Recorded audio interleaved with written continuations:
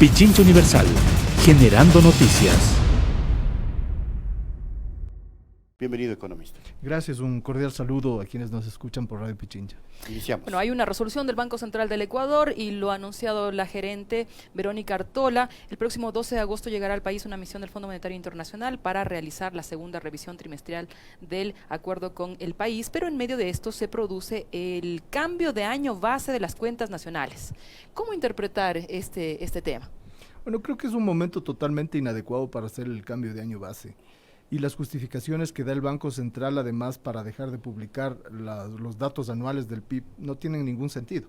Es decir, cuando uno cambia un año base es porque ha habido primero un año estable, es decir, un año comparable. El año 2000, por ejemplo, se hizo un cambio de año base por obligación.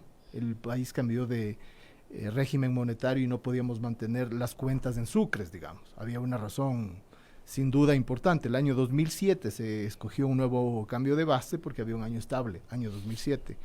Pero después del año 2007, escoger a partir del 2014 un año base para el cambio del cálculo. ¿Qué es un año base? Que sería importante decir. Es un año con el cual se comparan los datos.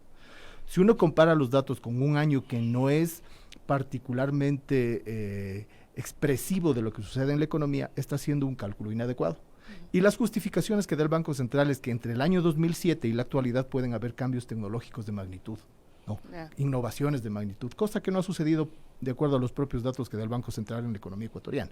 Entonces creo que es inconveniente primero el momento que han escogido para hacer el cambio de año base. Pero, y segundo, en el estratégico. caso de que hubiera las razones, dicen que tienen asesoría de la CEPAL, del Fondo Monetario Internacional, del Banco de Chile, etcétera. Si hubiera razón, no hay razón para dejar de publicar las cuentas. Ya. Ya. Pero eso no puede ser estratégico, dejar de publicar las cuentas. Es inadecuado porque le dejan a la gente, a los actores económicos, a las empresas, a todo el mundo le dejan sin los datos necesarios para poder entender la economía. Pero no ponen en evidencia las falencias Sin duda. en el programa económico, en No los se temas puede de saber. crecimiento. Y yo me pregunto, por ejemplo, Marisabel, ¿qué va a pasar con el Fondo Monetario Internacional? Si al fondo tienen que presentarle los datos, ¿qué datos le van a presentar? Los datos trimestrales, es decir, datos que, de acuerdo a la forma como se presentan en la actualidad, no son completos, ¿no? Hay una serie de datos que en las cuentas anuales se detallan, ¿no? Por ejemplo, el crecimiento del PIB por industria, por decir algo. ¿Qué le van a presentar? Entonces, proyecciones, previsiones, ¿qué le van a presentar? Y así como al Fondo, digamos, Monetario Internacional, a muchos otros actores en la economía. Entonces creo que ahí se da un espacio para una manipulación inadecuada de los datos. Ahora, la próxima semana viene la misión del Fondo Monetario a ver si el gobierno ha cumplido los deberes. ¿Ha cumplido los deberes? Bueno, ahí yo creo que es una cosa muy grave lo que leí como nota del Banco Central, que le quieren presentar al fondo como el mejor estudiante del curso, además de un curso que a toda la economía ecuatoriana le está costando carísimo, que es la ley para generar mayor autonomía del Banco Central. Creo que eso es mucho más importante que cualquier otra cosa, porque eso incluso podría ser violatorio de la Constitución. La Constitución del Ecuador claramente dice, el Banco Central es ejecutor de la política económica del gobierno. En un país dolarizado que además hizo que se apruebe una Constitución con la mayoría absoluta de la gente, hacer una modificación que dicen que es que no es tan importante, pero que si uno mira, ¿cómo no va a ser importante el tema de la autonomía? Porque además en esa palabrita se esconde algo gravísimo. El Banco Central era autónomo cuando les entregó los créditos a los banqueros que quebraron el país. Ese era el Banco Central autónomo. Es decir, es una especie de privatización del Banco Central, porque además estoy viendo ahí cosas como que los miembros mayoritarios de una junta independiente van a ser básicamente el sector privado. No, entonces, ¿de qué estamos hablando? ¿Devolver a ese Banco Central que casi le quiebra? No, que casi le quiebra. Que le quebró a la economía en el año 98-99 y que nos condujo a la dolarización después de una devaluación del 500%. Yo no creo que eso quieren los ecuatorianos. Ahora, súmele el tema de incrementar la Reserva Monetaria Internacional a 12.000 millones de dólares como respaldo al sistema financiero y a la dolarización. Pero es que eso también habría que analizarlo, porque es una especie de incremento maquillado. Cuando uno ve, por ejemplo, cuál es la Reserva Internacional de Bolivia. Bolivia tiene una reserva equivalente al 22% del PIB boliviano, ¿no? Y es apenas 8.900 millones de dólares aproximadamente, y sube y baja en un país que no es dolarizado. En el caso del Ecuador, se cuenta como parte de este aumento de la reserva del crédito del BID, por ejemplo. No, cuando en realidad lo que habría que esperar es que crezca porque, no sé, creció las exportaciones, porque disminuimos en importaciones por sustitución de productos nacionales, por un fortalecimiento de la economía. Entonces, pretender subir a 12.000 millones sin estas modificaciones estructurales que aumenten las exportaciones y que contraigan las importaciones es ficticio. Peor todavía en una guerra comercial como estamos viendo entre China y Estados Unidos, donde va a haber una devaluación del dólar. ¿Qué es lo que hace? Fomentar la importación, porque se vuelve más barato comprar en dólares. Entonces, en un país que ya tiene importaciones mucho más grandes que las exportaciones en el sector privado, ¿qué va a suceder? Podría aumentarse esa brecha y las reservas tenderían a ser incluso menores. ¿Qué van a hacer para aumentarlas? Contracciones mayores de liquidez. Dejar a la economía seca como está sucediendo en este momento, disminuir aún más la producción, disminuir aún más el empleo. Si la economía ecuatoriana está con un problema gravísimo, probablemente vamos a decrecer en menos del 0.5% que Pero sin embargo se llama plan de prosperidad y la apuesta es atraer inversiones haciendo más ligera, digamos, la carga tributaria, mejorando la entrada y salida de los trabajadores para dinamizar el empleo. Es decir, se pinta como una estrategia de prosperidad segura. ¿Usted la ve que será así? Desde ningún punto de vista, o sea, el nombre es un nombre falso, mentiroso total. Claro. Es decir, ¿qué prosperidad puede haber con una ciudad de Quito, capital de la República, con el mayor nivel de pobreza en los últimos 20 años? 12%. ¿No? 12% de pobreza. ¿Qué prosperidad puede haber con un desempleo abierto en la ciudad de Quito de casi del 10%? ¿Qué prosperidad puede haber con unos trabajadores que tienen 37% de empleo adecuado y el resto de empleo inadecuado? ¿Qué prosperidad puede haber con un decrecimiento de la inversión, del consumo, del crecimiento? O sea, ni siquiera en términos de los agregados macroeconómicos, como dice el Fondo Monetario, estamos bien. Peor todavía en las condiciones sociales. Y entrar a los acuerdos como la Alianza del Pacífico en estas condiciones. Bueno, igualmente sumamente inconvenientes y con los dos principales aliados, Colombia y México, tenemos balanza comercial negativa, ¿no? Entonces ni siquiera fortalecemos la economía para entrar. Yo creo que es una desgracia lo que está manejándose en términos de política económica, es una desgracia absoluta. Tener 14 días en huelga de hambre a los trabajadores impagos una vez que ya se han jubilado, como son los maestros, cuando se pudo arreglar a través de una emisión de bonos del gobierno que compre el BIES y que se les pague en efectivo, punto. ¿Por qué pretenden pagar con bonos a trabajadores ya jubilados, ¿no? Que tienen dificultad incluso de liquidez y a otra gente le pagan en efectivo? Es decir, no tiene sentido lo que se está haciendo. Creo que normalmente lo que el Ecuador, cuando ha entrado en acuerdos con el Fondo Monetario Internacional, se ha equivocado muchas veces, volvemos a caernos en el mismo hueco, ¿no? Ahora, disculpe que insiste en el tema del Banco Central, porque estoy leyendo acá unas declaraciones que hizo Verónica Artola.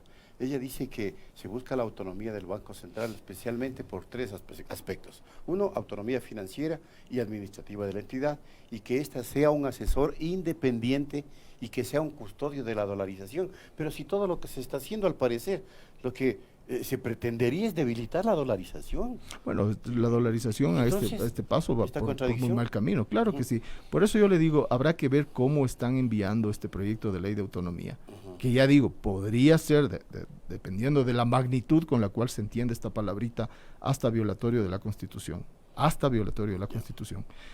Pero más allá de eso, habría que ver qué es lo que tiene ese contenido, porque si se quiere volver a un banco autónomo, entre comillas, con una dirección más bien privada de su gestión en general, sería volver a un banco central que el Ecuador ya lo tuvo y que fue el causante directo de la quiebra financiera del año 98 y 99. Ahora, hay un desbalance en la balanza de pagos, es decir, importaciones versus exportaciones. La salida de divisas sigue sucediendo y se quiere eliminar, por pedido del Fondo Monetario, el impuesto a la salida de divisas. Eso también debilita la dolarización, claro fuga que de capitales, etcétera. Pero fíjese usted, ahí mismo, igual que en otras medidas que han anunciado, como la del IVA, se hacen anuncios y se tiene que retroceder. Porque el momento en el cual se elimina el ISD, que es el impuesto a la salida de divisas, se deja de percibir más o menos $1.000 millones. Exacto. ¿no es cierto? Y $1.000 millones en este momento para el fisco es una cantidad importante. Cualquier trigo es limosna, como se dice. Los 1.000 millones no es cualquier cosa, ¿no? Y peor todavía si es que se contemple el aspecto de debilidad de la reserva y de la dolarización, se pone en mayor vulnerabilidad a la economía. Entonces, desde todo punto de vista sería inconveniente también. Pero como estamos asistiendo a una ortodoxia absurda en la cual la ideología prima por sobre el sentido común, es probable que tomen medidas como esas también. Aunque Mauricio Pozo dice que es la otra, la ideología. Esto es lo correcto. Ajá. No hablamos Y la dieta también. Hablamos de lo correcto y lo incorrecto, no de ideología 1 y de ideología 2. Bueno, hablemos de lo correcto y lo incorrecto. Pues será correcto tener más pobres, más desempleados, más empleados inadecuadamente en el sector productivo privado y público, más gente que no aporta al seguro social. Mire, se toman medidas de maquillaje. Se dice para resolver el tema del seguro social hay que aumentar la edad de jubilación. ¿Se imagina? No tiene ningún sentido. tiene lógica. Si es que se contrae las personas que aportan, por más que usted aumente a 100 años la edad de jubilación, no va a ser sustentable. Entonces, ya, hablemos entonces de lo bueno y de lo correcto y lo incorrecto y veamos si es que lo que se está tomando no es más ideológico que pragmático que lo que se hizo anteriormente. Y el atajo de las privatizaciones o lo que ellos denominan concesiones, Mire, porque por ahí van por los y recursos. monetización también. Hay La muchísimas monetización, cosas de vamos, las cuales la hablar, ¿no? bancarización. Porque la carta esta de intención del Fondo Monetario es una carta perversa. Es decir, yo comparando, ¿no? La última tremenda fue la del año 94, ¿no? La que nos condujo a la flexibilización y a apertura y liberalización indiscriminada de la cuenta de capitales y finalmente a la crisis bancaria del 98 y luego a la dolarización.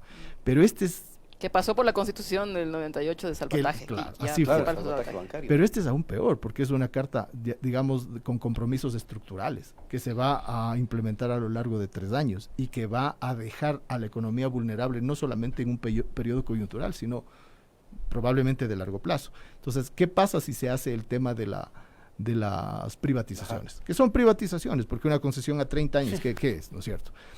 Se va a pretender que los activos que son de toda la nación se los entregue a un grupo privado, supuestamente para generar liquidez de corto plazo. ¿De cuánto están hablando? De lo que he oído, ¿no? En CNT, por ejemplo, $4.000 millones. $4.000 millones equivale al perdón de multas, recargos de intereses que le hicieron a los grandes deudores del SRI. Es decir, ¿por qué no en vez de cobrar lo que tenían que cobrar, hacen este tipo de medidas? Ahí evidentemente lo que se nota, o lo que se ve claramente, es que hay un interés de un determinado grupo por hacerse de negocios que son súper lucrativos para un minúsculo grupo de gente, probablemente de la élite económica nacional, en desmedro de la mayoría. Entonces, privatizar sectores como la electricidad, los hidrocarburos, las telecomunicaciones es un negociazo Claro. Por ¿no es cierto? supuesto. para ellos. Recibir $1.000 millones para perder, era 200 anuales, 200 Claro. millones de dólares anuales de rentabilidad, De por 20 rentabilidad. años. O sea, De solamente hagan rentabilidad. un cálculo del tema. Y una vez que le han quitado la capacidad operativa, ¿no? Claro, a propósito lo están haciendo para Porque desprestigiar. fíjese el contrasentido. Ellos dicen, para un buen manejo de las empresas públicas, vamos a privatizar. ¿De quién es responsabilidad del buen manejo? Si no es del gobierno. Entonces, ¿por qué no mejoran, en vez de privatizarlo, el buen manejo? ¿Por qué ¿Y no hasta lo cuándo hacen? Es economistas, las estratégico. élites entienden que las recetas del Fondo Monetario no dan resultado? Yo creo que Ni aquí ni en todo el mundo. los propios grupos empresariales empiezan a notar. Porque Ojalá. como hay una contracción tan grave en las compras, la gente deja de comprar, Claro, deja de consumos consumir. afecta. Entonces, ¿qué pueden vender los empresarios? O sea, si un momento determinado la gente no tiene liquidez y tiene una perspectiva de que le voten del empleo, porque se anuncia además, ¿no? Ajá. Va a haber contracción en el empleo del sector público. Entonces la gente dice, ¿será a mí que me va a tocar? Dejo de comprar. La expectativa negativa ya hoy día tiene un impacto. Entonces, por todos los lados esto es un error. Históricamente el Ecuador ya lo ha hecho, lo volvemos a cometer. Otros países lo están haciendo. Les ha conducido a desastres, ¿no? Por ejemplo, Portugal, Claro. año 2012-2015. Luego corrigieron. Entonces, uno ¿Por qué dice, no se ¿por qué aprende? se hace? Pues Y claro, claro, que no aprenden. esto se hace porque a alguna gente, minúsculamente, al 1% por sobre el 99% le es favorable. Pero si el ejemplo latente es Argentina, ahorita mismo, con una crisis que está increciendo, se dice, ¿no? O sea, en medio de la crisis hay también ganancia de determinada gente. ¿No? O sea, Están a pescando, río ¿no? revuelto, Están pescando, ganancia río pescadores, revuelto. así es. Alguien gana siempre. Así Qué es. pena que se nos acabó el tiempo, economista. No, con mucho En gusto. una próxima traeremos oportunidad. en una nueva oportunidad. Queremos invitar nuevamente al economista Diego. Pichincha Universal. Aquí se escuchan bien las noticias.